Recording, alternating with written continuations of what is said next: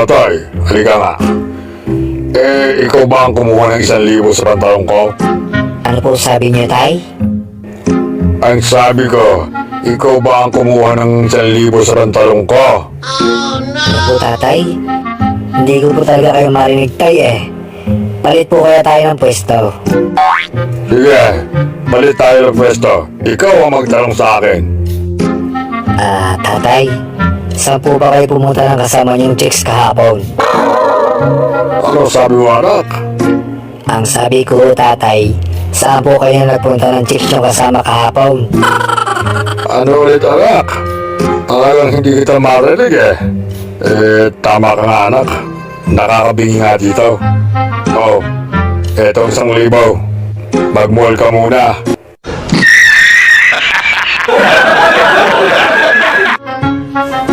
Hoy, anak. Ayos-ayusin mo nga ang mga kilos mo. Huwag kang babakla-bakla, ha? Ay, hindi po, tatay. Ako nga ako pupunta ng basketball ngayon. Yan! Ganyan sana, anak. Astig! Ay, siya nga pala, tatay. Nakita niyo po ba yung pompoms ko, ha?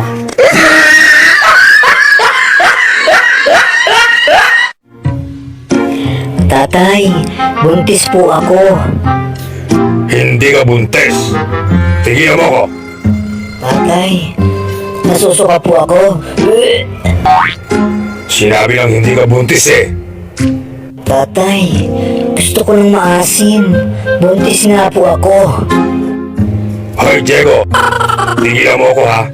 Isa pa't dudurugin ko na yung itlog mo.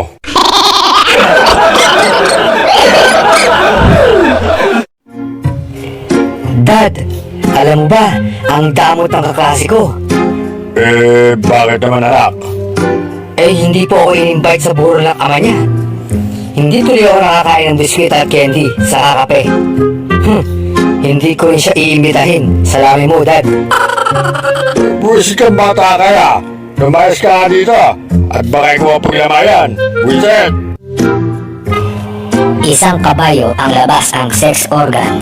Kinausap ng pulis ang may-ari ng kabayo. Hoy! Mamang may-ari ng kabayo. Ipatago mo yan sa kabayo mo. Baka makita ng mga turista. Masabi pang pati mga kabayo sa Pilipinas ay bastos. Pag di mo pinatago yan sa iyong kabayo, ikukulong kita. Lumapit sa kabayo ang may-ari at may ibinulong. Pagkabalong sa kabayo ay umatras ang batuta nito. Nagtaka ang pulis. Teka, ano yung ibinilong mo sa kabayo mo at umurong yung kanya? Baka sir magalit po kayo pag nalaman niyo kung ano yung ibinulong ko sa kabayo. Pag hindi mo sinabi kung ano yung ibinilong mo sa kabayo, ikukulong talaga kita. Sige ho. Sabi ko sa kabayo itago mo iyan. Pag di mo itinago yan, sisipsipin ng pulis.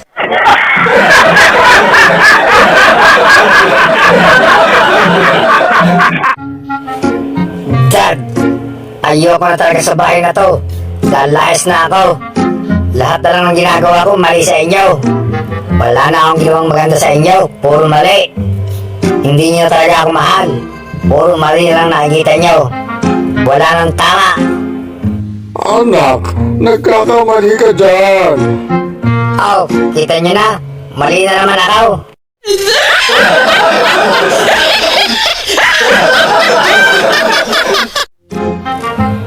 Han, ano ba?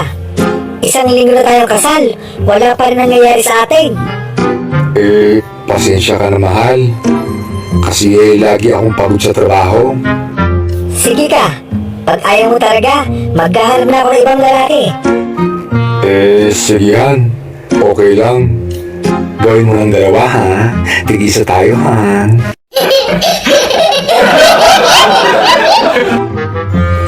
Pare, ako yung may tanong sa iyo. 10 plus 10.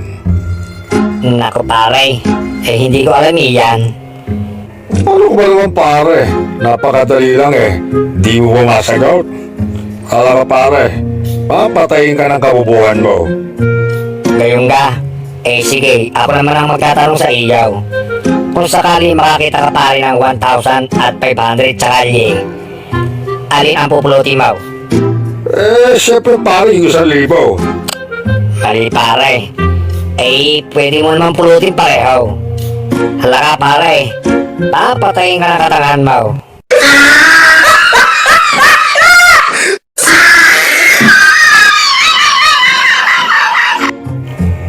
Hoy, ikaw, lasing ka. Tara, sumama ka sa presinto. Hindi po ako lasing. Ako po'y pauwi na, kaya po ako'y nandito. Asan ang bahay mo? Ayan pong tapat na yan, yan ang bahay ko. Para maniwala kayo na bahay ko yan, ito pong susi ng pinto, bubuksan ko. Kita mo sir, nabuksan ang pinto. Kita mo yung TV, kita mo yung rep, sa akin yan.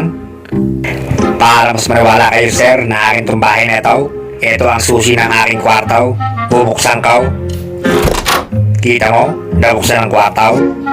Kita mo yung kama namin mag-asawa yan. Kita mo yung babaeng nakahiga, asawa ko yan. Kita mo yung nakapatong sa kanya, ako yon.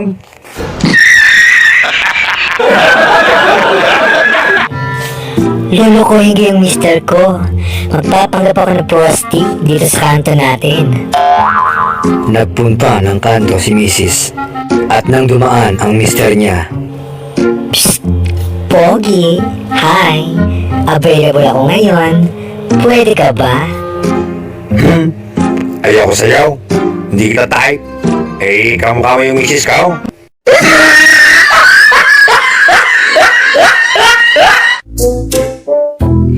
Paring Bruno, may tanong ulit ako. Ano ang pambasampuno ng Pilipinas? Alam ko yan pare. Niyog. Mali pare. Mas matigas pa diyan.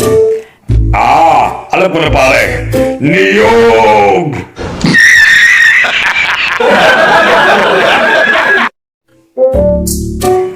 Paring Bruno, hatid mo nga ako doon sa palengke. Magkano ba hagan daw? 100 lang pare kapag sa palengke. Magkano naman pare pagpabalik? Bibigyan kita pare ng discount pag pabalik.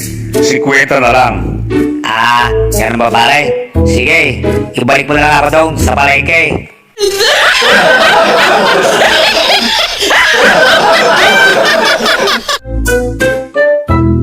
Hoy! Toto at Bruno! Alam niyo ba na sobrang galing ng lolo ko? Ha?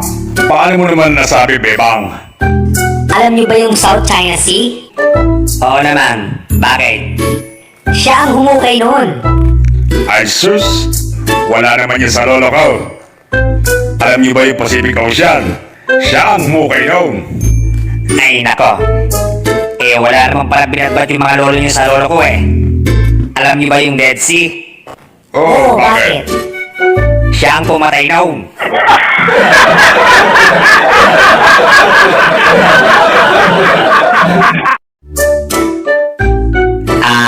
Father, sandali lang ho. May tatanong lang ho ako sa inyo. Father, ang gandang lalaki niyo naman. Bakit nga ho pala nagpari kayo? Alam mo kasi Toto, ayoko naman talaga magpari eh. Ang problema kasi, ayaw kasi ako payagin ng mga magulang ko na magmadri eh.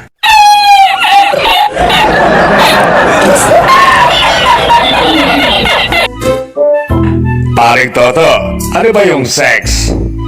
Pare naman, yung sex, yan yung ginagawa ng mag-asawa. Lalo na yung mga bagong kasal. Ginagawa din nila yon pag nagka-honeymoon sila. Pare naman, napakahaba naman yan. Paano ko ilalagay sa biodata ko yan?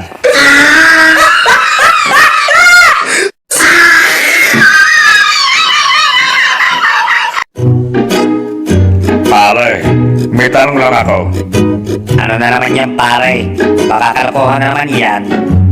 Curious lang ako pare. Totoo bang may side effect ang Viagra? Ay nako pare, sa harap ang effect niya no, hindi sa side.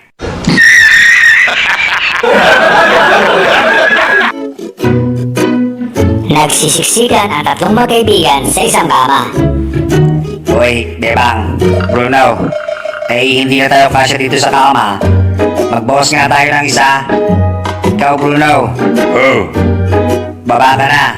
Sarap ka na matulog. sige, bababa na ako. Ayan! Maluwag na ulit, Bruno. Akyat ka na ulit dito.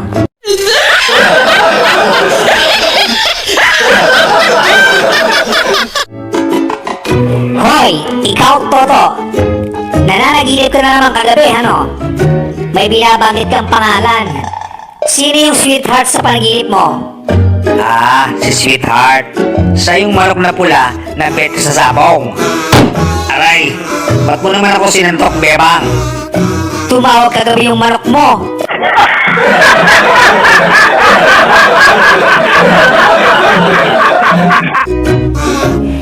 Pina-check up ni Toto ang tagyawat niya sa doktor. Dok, kamusta na ho ba ang tagyawat ko sa mukha? Actually, sir, may good news ako sa inyo. Talaga ho, Dok? Ano yun, Dok? Simula po ngayon, hindi na kayo tutubuan ng tagyawat sa mukha. Wow! Talaga po, Dok?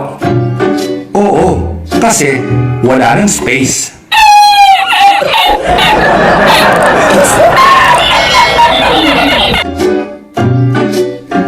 Paring Toto, tingnan mo, nagpatato ako ng dragon sa tiyan.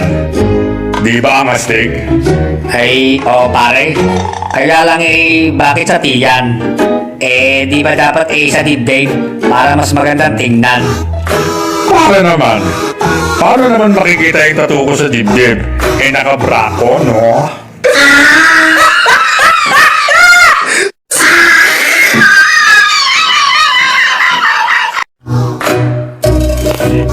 Paring Toto, nagtataka lang ako.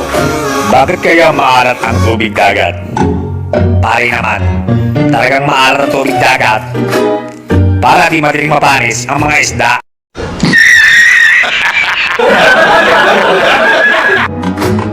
Okay, class. Anong bagyo ang pinakamalakas na sumalanta sa ating bansa? Sir. Oh, Bruno, anong bagyo? Tukso po, sir. Ano? Bakit tukso? Kay rami ng winasak na tahanan.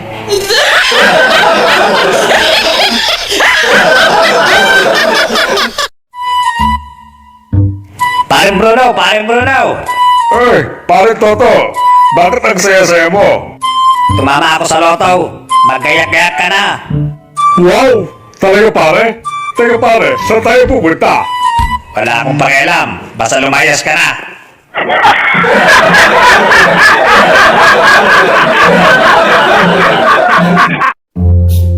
Pare, alam mo ba nung nasa Visayas ako?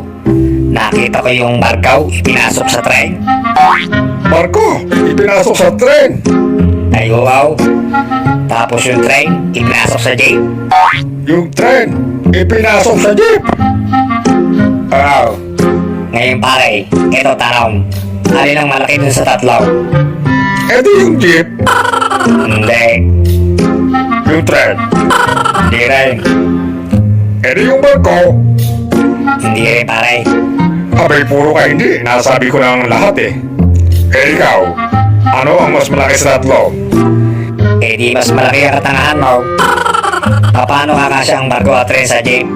Sige nga. Puset.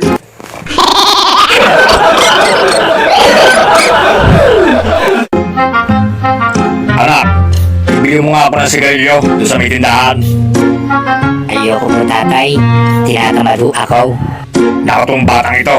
Ang lakas mo na nga kumain pero di ka naman nakutusan. Eh, ba't po yung alagang baboy natin? Ang lakas-lakas po kumain. May vitamins pa. Natutuwa kayo. Sino ba ho talaga ang mahal nyo? Yung baboy o ako?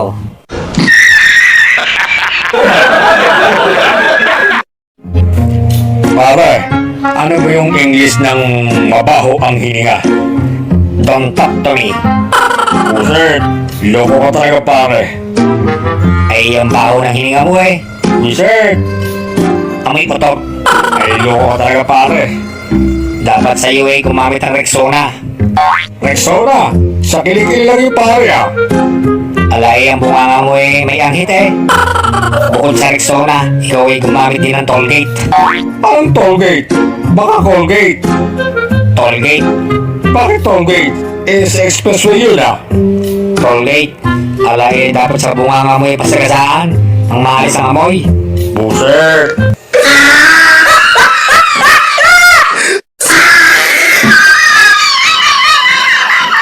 Tatay, pwede ho ba ako makahingi ng barya? Bakit ba anak? Ibibigay ko lang ho doon sa matanda. Wow! Ang bait naman ng anak ko. Manang-mana talaga sa tatay. Nasaan ba yung matanda? Ayun ho, nagbebenta po ng ice cream.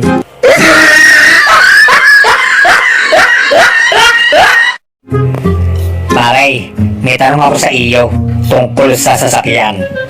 Sige pare, ano yan? Ano ang kaibahan ng Metrobus sa Manila Bus? Madali lang yan pare. Ang Metrobus pare, lumalabas ng probinsya yan. Ang Manila Bus, sa Manila lang yan pare. Magkaiba yan. Mali, Magkaiba na kulay. mali. Puro kang mali pare. Sige, ikaw. Anong kaibahan ng Metrobus sa Manila Bus? Ang kaibahan pare ng Metrobus sa Manila Bus, ang Metrobus pumapasada hanggang probinsya. Tama! Yung Manila Bus wala ng pante, kita na lahat. Buset!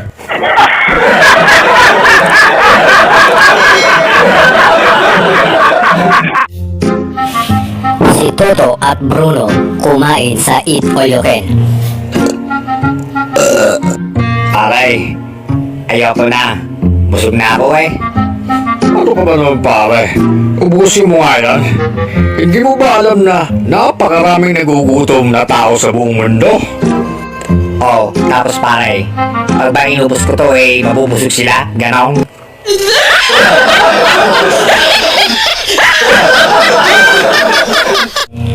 Nagtanong si Totoy sa kanyang tatay.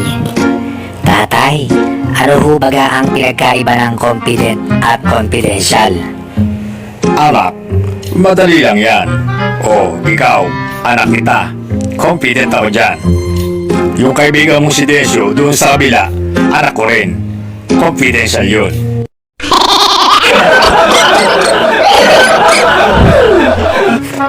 Pare, di ba dati kang nakasakay sa barko? Oh pare, dati akong seaman. Baka si Manloloko. Hindi pare, seaman talaga ako dati. Kung talagang nagbarko ka pare dati, may tanong ako sa iyo. Siguradong masasagot ko iyan. Ilan ang angkla ng barko? Ang angkla ng barko ay dalawa. Isa sa hulihan at isa sa unahan. Aba, tama, dalawa nga yun pare. Halimbawa pare, inabot ka ng bagyo sa gitna ng dagat. Anong gagawin mo? Iuhulog ko yung unang angkla para hindi lumubog. Kung dumating pa yung isa pang bagyo. Iuhulog ko yung pangalawang angkla. Kung may dumating pang isa pa ulit na bagyo. Iuhulog ko yung pangatlong angkla. Kung may dumating pa na isa pa ulit na bagyo. Di iuhulog ko yung pang-apat na angkla. Ay, loko ka pala pare. Sabi mo dalawa lang ang angkla ng barko. Saan ka kukuha ng mga angkla mo? Saan ka kukuha ng marami mong bagyo? Buset!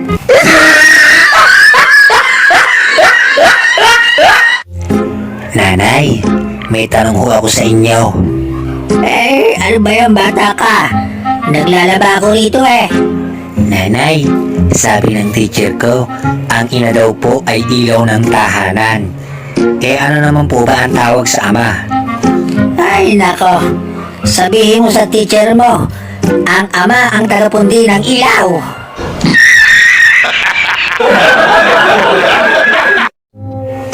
Anak, halika sandali. May tatanong ako sa'yo.